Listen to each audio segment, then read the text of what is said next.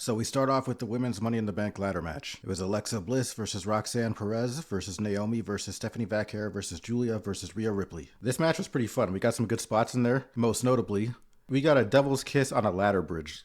Like, I didn't even know something like that was physically possible for me to predict such a thing. But yeah, so there was that. And of course, you had like a few other ladder spots. Like, we had double pop rocks off of a ladder between Alexa and Roxanne Perez, or I guess code red for Alexa, which is the same move. So that means basically Roxanne, Alexa, and Zelina Vega all do the code red. But yeah, the two of them did synchronized code reds onto two more ladder bridges. I gave this match 3 stars. I thought it was all right for a ladder match. Nothing else too crazy happened. There were a couple of important spots that ended up looking kind of sloppy. Like Roxanne and Julia went for a ladder sandwich on Rhea, and the damn ladder like locked up on one side and it didn't close properly, so that made them look kind of epic fail in execution. My only other complaint is Julia seemed to be the only one who didn't get to do any of her finishers in the match. So as a Julia fan, I was like, what the hell?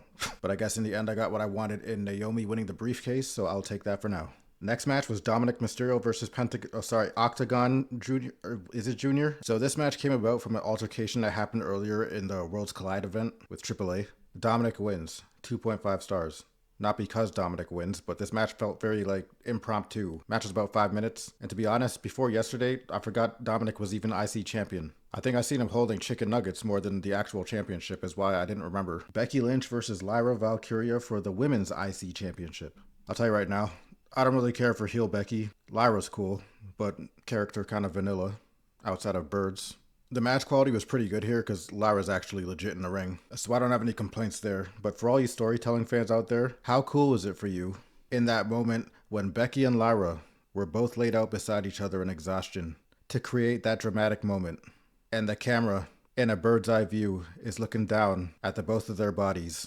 And all surrounding their bodies, you just see like 20 ads. Dude, Cash App, Slim Jim, Elden Ring. Elden Ring's cool. But Cricket 5G, Aviator, and Riyadh Season. Dude, by the way, this match probably had the loudest occurrence of We Want Truth chants. But more on that later because people think that they're slick with the way how current events are seemingly playing out. But Lyra and Becky, this is the most even it's probably looked competitively. Lyra even kicked out of I think it was a middle rope manhandle slam. I was mainly looking out for the finish if in the event that Lyra won, if it was going to be decisive or if it was going to be another roll-up. But then it was Becky that won with the roll-up and now she's the new IC champion. 3 stars. For some reason, the aftermath of the match had me more invested than the match itself. So somebody fill me in here if I'm wrong, but it seemed like there was some kind of agreement that if Lyra lost, then she would have to raise Becky's hand.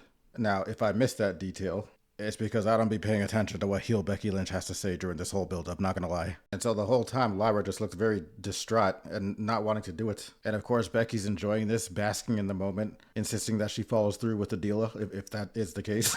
And Lyra's acting here was actually pretty good. She like actually had me feeling things. Like I didn't know what she was gonna do, but it looks like she was about to have a breakdown or something. But then eventually she reluctantly raises Becky's hand, but then Becky goes further and insists that she now puts the belt on her. So then Lyra finally does that and then hits it with the German suplex and then hits a Nightwing and just walks the hell out of there. So thoughts on Becky Lynch as the new IC champion? I'm not surprised because I knew she would probably want a Grand Slam again, like she did with the NXT title. So this is probably just going to be a repeat of that. Next was the men's Money in the Bank. So Seth is the first to come out in an outfit that's about 40% less ridiculous than normal. So we're making progress. And then out comes Penta. And I don't know if I said this, but oralistically speaking, Penta's the coolest luchador right now. Although that psycho clown mask from AAA goes pretty hard. But next out was El Grande American You Stop Appropriating Mexican Culture, according to what you see on Twitter. I don't know if these are actual Mexicans that are mad, but Carmelo Hayes should have been in this Money in the Bank. That had nothing to do with my last point. I just wanted you to know that Carmelo Hayes should have been in this Money in the Bank. Andrade came out next. He's cool too. But then out comes the next contestant. We're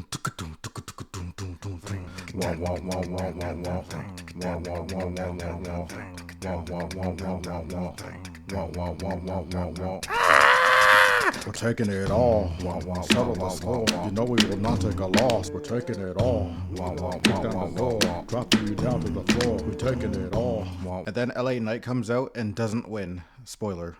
So then the match starts and they all gang Seth because he's been terrorizing the whole pool lately. So they get him up out of here and then they start to approach Solo because he's the next gank-worthy target. So Solo realizes this and he actually says pretty funny. He tries to negotiate his way out of it, but they all just get him anyway. It was just funny. So of course in this match also we're playing Jenga with the ladders and making bridges and all this type of stuff. Penta hit a Mexican destroyer on Andrade on one of the ladder bridges they had set up from the middle of the ring to the ropes, which that looks pretty gnarly. Like hottie hottie, like a bag of Takis. I'm the shit. I'm the shit. Which I'm surprised that wasn't on the canvas, because did you know that we're sponsoring ladders now? So later on, Penta and Seth were fighting at the top of the ladder. And if you've seen how Grande broke up this exchange, this was this might have been the craziest spot in the match. So I think he was fighting LA Knight on the outside, and then LA Knight did like a what's it called? Is it where you like walls of Jericho their legs and you lean back to slingshot them or whatever? He did that, then then Grande like jumped, then ran and climbed up the turnbuckle, and he used like a closed ladder to like pole vault slingshot himself over to their location up in the air. And then the ladder met the setup ladder in the middle of the ring and then landed in like a ramp position for him to be there. So then Grande meets Penta up there, and then he headbutts him with the metal piece in his mask that he put in from earlier. And then LA Knight runs up to catch Grande and does like a super backdrop, and then all kinds of chaos just starts happening. And then finally we get our first cutscene. Seth's goons, Braun and Bronson, arrive. Breaker just like shows up with a spear. I don't remember who he speared, but it just happened so fast. So then the both of them just start cleaning house. You got tsunamis and stuff like that. Then finally they find Solo Sikoa downed on the outside of the ring, defenseless. But then Jacob Fateo arrive on the scene, and for the next few minutes, the Money in the Bank ladder match turns into a tornado tag between people who weren't even in the thing. Blink, blink, blink. Jacob Fatu hits a pop-up Samoan drop to Bronson Reed, and then we get another cutscene. Jacob sets up the ladder for Solo to climb it because he's got it won. Blah, blah, blah. He turns on him. Batista, Bailey, overhearing conversations. Solo was talking shit before backstage, and Jacob heard it. Jacob says, "I hate you, Solo." Ta-da, now he's face. Super kick, moonsault, Uranagi through a ladder bridge. Seth wins. Storytelling. 4 stars. And then we had our main event, Cody Rhodes and Jey Uso versus John Cena and Logan Paul. And did you know that this match was presented by Morgan & Morgan? Cody comes out first. Well, main event Jey Uso is now in your city, and it's just him, eating with 6-year-olds that are offbeat.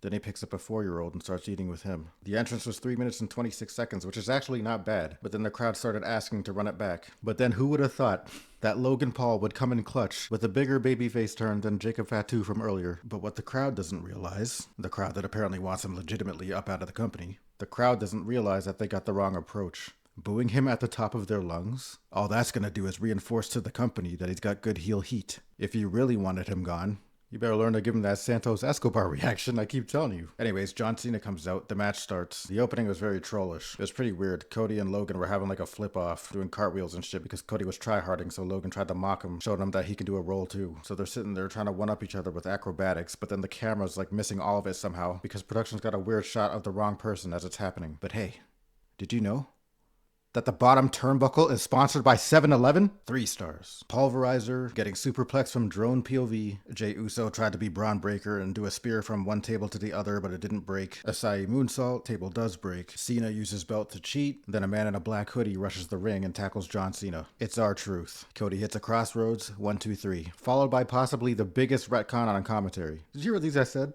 These guys want to talk about, we thought he was gone for good. You see, everybody on the internet was saying that he was released. I'll tell you what we're not going to do, because I've already been seeing people jumping the gun on Twitter and other content creators acting like they're calling people out, talking about, see, you marks got worked. The news that came out is that R-Truth's contract was not going to be renewed when it expired. There was no date given on when the contract expires. So all the way up until that point, of course he can make an appearance. So who's to say that after the backlash, they didn't just decide to use him again for this show rather than just keep him on the bench until his time runs out? Maybe they even arranged a new deal during this time after the news came out while seeing all this pushback they've been getting. We have no way of knowing. All we have is the original tweet from Ron Killings himself, R-Truth, telling us the situation. So if it was a work, I guess we could start to call him our lie.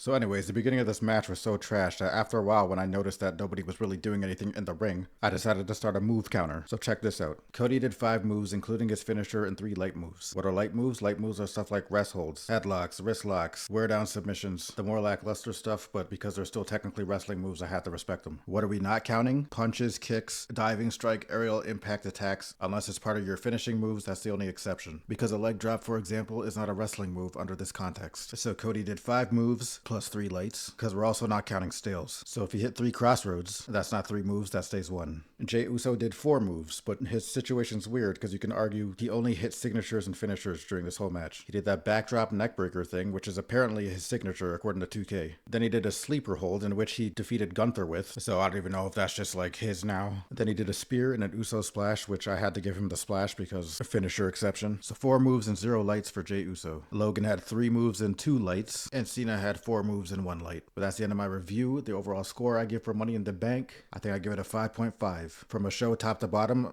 I think I enjoyed Worlds Collide more. Tyzik Thunder.